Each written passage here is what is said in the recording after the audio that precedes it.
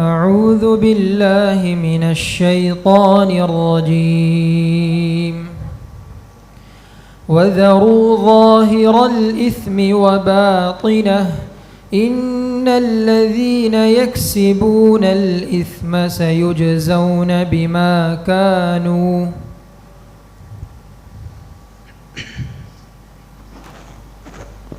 السلام عليكم ورحمة الله.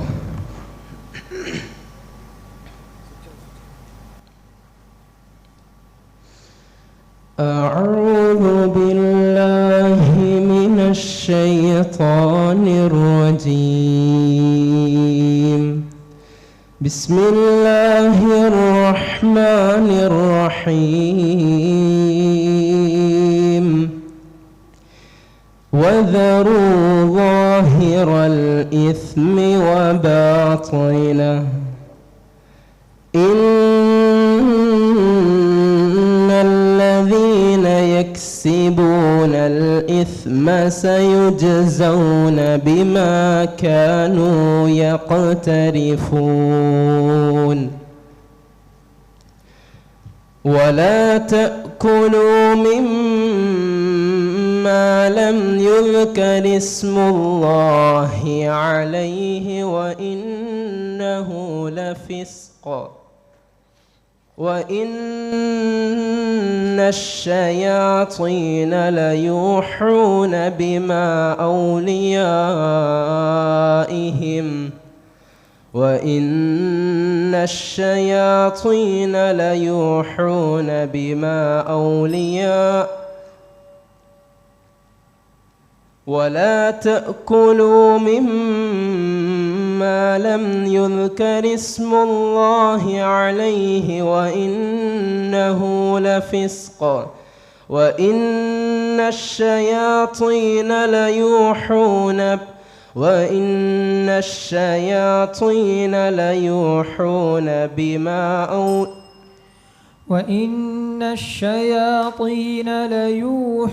إلى أوليائهم. ولا تأكلوا مما لم يذكر اسم الله عليه وإنه لفسق وإن الشياطين ليوحون إلى أوليائهم ولكن أكثرهم لفاسقون. وإن الشياطين ليوحون إلى أوليائهم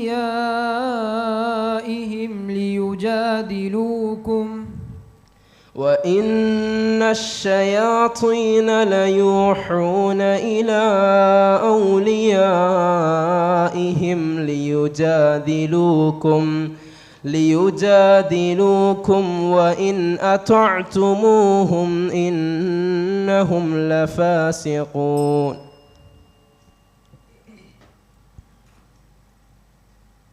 وإن الشياطين ليوحون إلى أوليائهم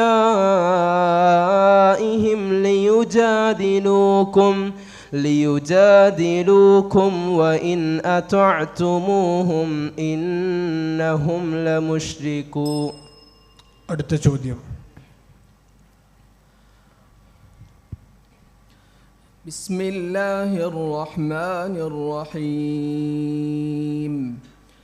ألا تعبدوا إلا الله إنني لكم منه نذير وبشير.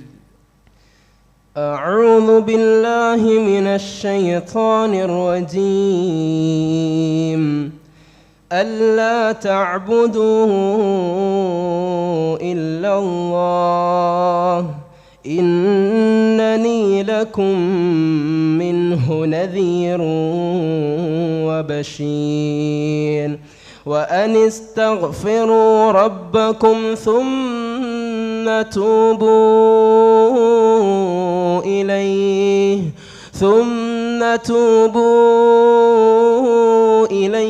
يمتعكم يمتعكم متاعا حسنا ثم يمتعكم متاعا حسنا وأن استغفروا ربكم ثم توبوا إليه يمتعكم متاعا حسنا ثم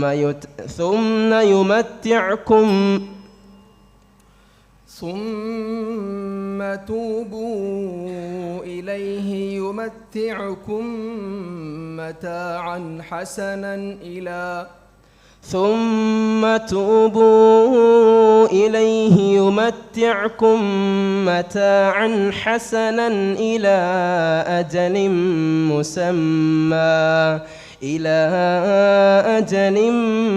مسمى ويؤت كل ذي فضل فضله وإن تولوا فإني أخاف عليكم عذاب يوم كبير إلى الله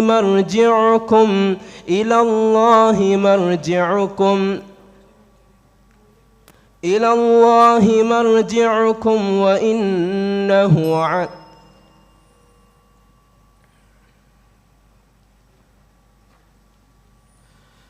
إلى الله مرجعكم وهو على كل شيء قدير إلى الله مرجعكم وهو على كل شيء قدير ألا إنهم يثنون صدورهم ليستخفوا منه ألا حين يستغشون ثيابهم يعلم ما يسرون وما يعلنون إنه على كل شيء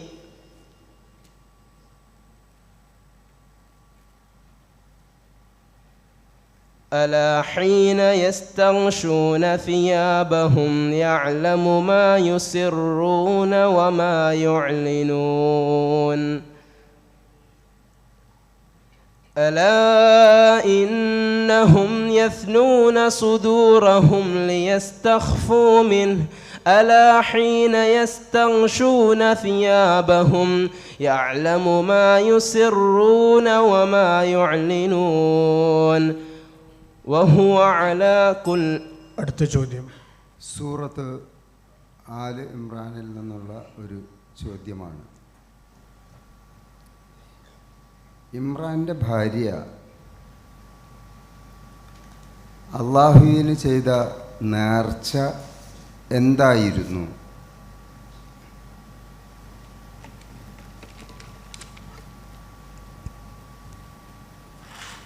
ഇമ്രാനിൻ്റെ ഭാര്യ അദ്ദേഹത്തിൻ്റെ മോനെ പള്ളിയിൽ വെച്ച്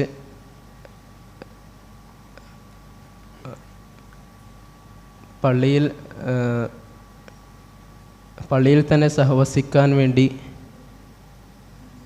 ആയിരുന്നു നേർച്ച ചെയ്തിരുന്നത്.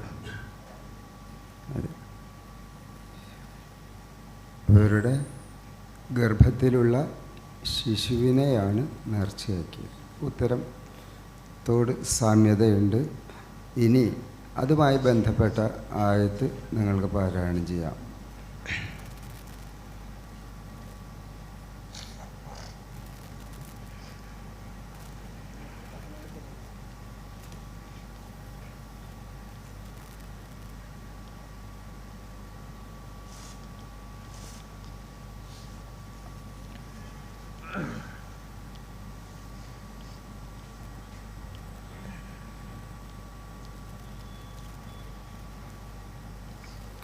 സൂറത്ത് ആലിമ്രാനിൽ നിന്നുള്ള ചോദ്യമാണ്.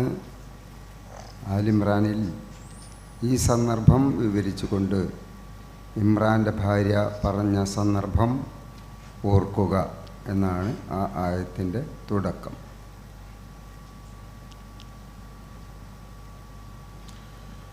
إذ قالت امرأة عمران رب إني نذرت لك ما في بطني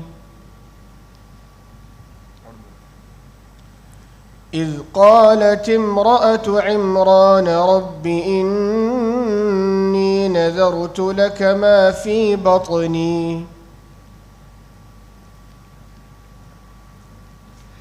أعوذ بالله من الشيطان الرجيم.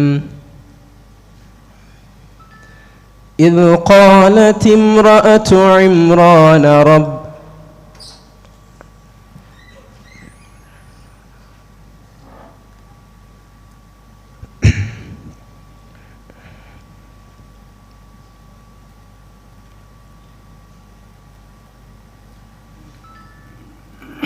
إذ قالت امرأة عمران رب إني نذرت لك ما في بطني محررا فتقبل مني إذ قالت امرأة عمران رب إني نذرت لك ما في بطني محررا فتقبل مني إنك أنت السميع العليم. فلما وضعتها قالت رب إني وضعتها أنثى والله أعلم بما وضعت وليس الذكر كالأنثى وإني سميتها مريم وإني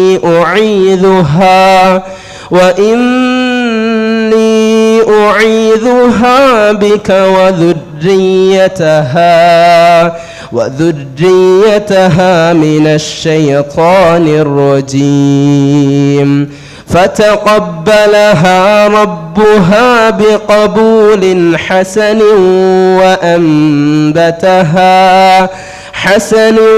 وأنبتها نباتا حسنا وكفلها زكريا كلما دخل عليها زكريا المحراب وجد عندها رزقا قال يا مريم أنى لك هذا قالت هو من عند الله إن الله يرزق من يشاء بغير حساب. هنالك دعا زكريا ربه قال رب هب لي من لدنك ذرية طيبة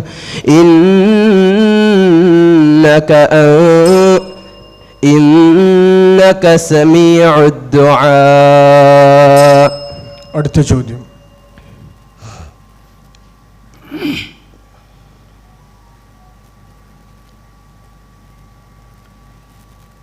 അടുത്ത ചോദ്യം സൂറത്ത് ഖാഫിൽ നിന്നുള്ളതാണ്.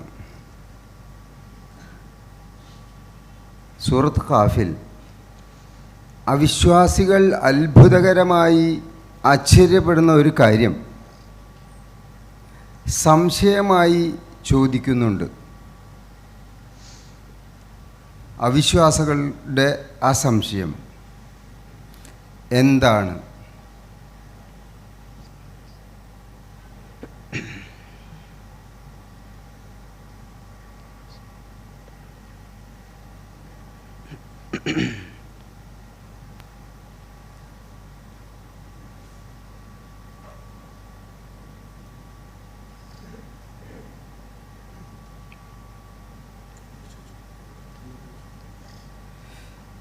സൂറത്ത് ഖാഫിലെ ചോദ്യം ആരംഭത്തിൽ തന്നെ അല്ലാഹു സുബ്ഹാനഹു വ തആല പറയുന്നു, അവിശ്വാസികൾ അത്ഭുതപ്പെടുന്നു, അവർ ആശ്ചര്യപ്പെടുന്നു ഒരു കാര്യത്തെ സംബന്ധിച്ച്. അതൊരു സംശയം എന്ന നിലയിൽ അവർ ഉന്നയിക്കുകയും ചെയ്യുന്നു. ഖുർആനിൽ പറഞ്ഞിട്ടുള്ള ആ വിഷയം ഏത് കാര്യത്തെ സംബന്ധിച്ചാണ് ആ സംശയം? ഞങ്ങൾ മണ്ണുകൊണ്ടാണോ സൃഷ്ടിക്കപ്പെട്ടതെന്ന്. ഐദാ മിത്നാ വ കുന്നാ തുറാബ ദാലിക റജ്ഉൻ ബഈദ്. അല്ല, അവർ അത്ഭുതപ്പെടുന്നത് അൻജാഅഹും മുൻദിറും മിൻഹും ബൽ അജിബു അൻജാഅഹും മുൻദിറും മിൻഹും. അത് ഒരു പ്രവാചകൻ അവരിൽ നിന്ന് വന്നു എന്നതിൻ്റെ പേരിലാണ്. ഇനി തുടർന്നുള്ള ആ ആയത്ത് ഓതാം. أعوذ بالله من الشيطان الرجيم بل عجبوا أن جاءهم منذر منهم وقال الكافرون هذا شيء عجيب بل عجبوا أن جاءهم منذر منهم